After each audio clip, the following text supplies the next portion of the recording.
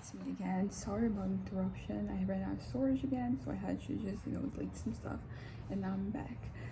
But I was talking about my fantasies, and what I wanted to dissect is, pretty much what they mean, and like how can I achieve, those things without having the fantasies happening in my life. And there's like a variety of different things that I can, take from, like those fantasies. But I'm going to start with one that, I was talking about how the Enneagram has kind of like given some perspective into, how I can classify the things that I want. And, one of them that I think is probably from like type 5 is the usefulness. I think that a lot of these fantasies, when I'm in them, I'm allowed to be very competent about at least one thing, depending on like how megalomaniac, how manic I am. Then my things may increase, and I might go from being kind of like good at one thing to being a polymath. But the idea is kind of like the same. I want something for me to excel at. It's kind of like important for me to feel fulfilled and to feel contented in my life. I need some type of area, something that I'm doing not just like good and I'm not doing just well. No, I'm not just doing well at, that I'm doing great at. I need something that like that. And I will say that it's kind of one of those things that it's easy to say, but like in practice, because how many of us are actually excellent at something? How many of us really have that that I guess is what I'm gonna call it, that kind of like makes you be better than just good at something. And I think that the way I perceive myself and the way the world perceives me, and by world I mean the people around me, is a little different, because sometimes based on what they see and say and do, you think that I'm good at like a lot of different things. And I don't know, I think I'm a liar. I think there are a lot of things that I'm kind of like I'm decent at. I can, and there's more skills that I can kind of like develop. There's stuff that I can do, but excel at something that is kind of hard, and it's also not like as easy to do. The one thing that I want, I guess, like that I would like, because I'm thinking, okay, if you're gonna excel at something, what do you want to excel at? And I think it would be writing. Like I want my writing to be beyond good, and I guess I want my writing to be great. So basically, I guess that what I have to do in my real life to kind of counter dependencies is to work on my writing. Write more, because sometimes the thing about a lot of skills is that you develop the skill by kind of like doing the thing. So I have to write more, which I'm already today. It was already a good start. I'm back at writing, and also like I have to give time to time. Like I have, like I'm quite young. I can expect my writing to be as good as that of someone who is much older than me, has been doing this for like longer. But like I think I can be realistic in my expectation of myself and what I do. Yeah, I can, I think honestly it's already happening. I'm already happy with the things I've been doing before, and it's just what I'm writing right now. Like I want to kind of like conclude it. I want to finish this novel, so I can put it out there, can focus, and this one will be better than the last one, and then I can just move on to the next one. That one's going to be better than the last, and I'm going to have this increase in my ability, my skill. And for that, I will say that sometimes the way I write is very like I'm writing the way I want to. That's the thing people say, but you're not supposed to write what you want to read, what people want to read. And sometimes what you want to read and what people want to read is going to be the same. But I don't know, like I look around, I haven't really been consuming that much bookish content lately, so I don't really know like what is going on, in terms of like what's popular and what's not. But there is a general idea. I know that romance is really popular. The romance part is pretty much a struggle for me. I don't really love writing romance. I like writing about relationships, but I know that for something to be a romance, it requires for you to have a kind of like a happy ending, of sorts. And a lot of the things I write, they don't necessarily, because I don't want to write the happy ending. I want to write the, like the intrigue, the fights, the conflict. Like those are the interesting parts for me to, write about. So writing about something, not that I'm incapable of writing it. I mean, there are couples in my stories, and some of them are going to end up together.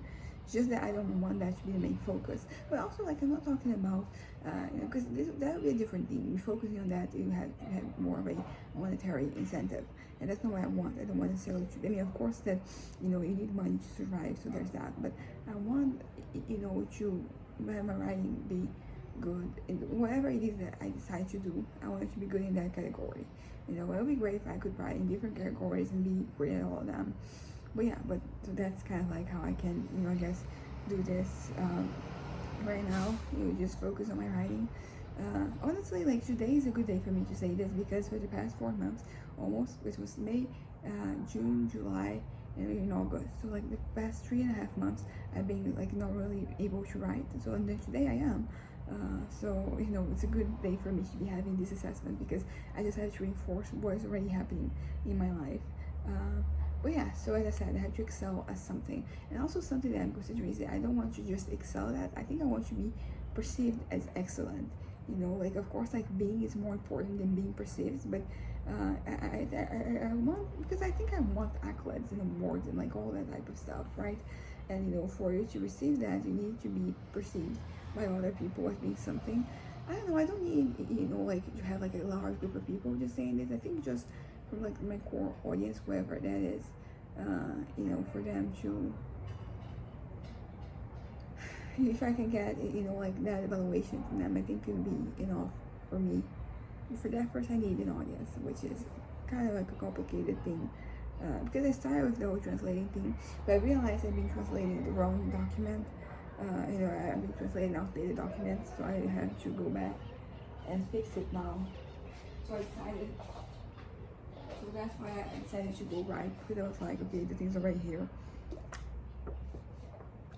Okay. So as I said, being excellent at something, sometimes when I'm greedy at multiple things, and being perceived as that, being held as that. So I think they're both important. I would say when it comes to my writing, like, I think it's easier for me to just be satisfied with like myself, because I think some of the other things I have fantasized about, like, they are more, like, dependent on like an external audience, or like other people kind of like holding you. I mean, like, if you're doing something and you're excelling, like, it is actually regardless of whether people perceive it or not. But usually, like, the external perception is kind of like how you're doing well or not. Because while I would love to be the most objective, and like a detached person, and just look at my writing completely objectively, it is, like, I'm going to be biased, unfortunately. Well, not unfortunately, because like, usually these elements of fashion, they give a little flavor to your writing. But basically what I'm trying to say is that sometimes it's not that I need external validation, but like, external validation is what is going to kind of like validate me. It's going to tell me that like I'm doing actually a good job, because I don't want to be kind of like just caught up in my head and be delusional about the quality of what I'm producing. I really want to do well. So yeah, so being good, being excellent at something, being perceived as being excellent. And then an interesting one that is kind of similar to, it's closer to like be a type 5 in the Enneagram, is being useful. I want to be kind of like functional.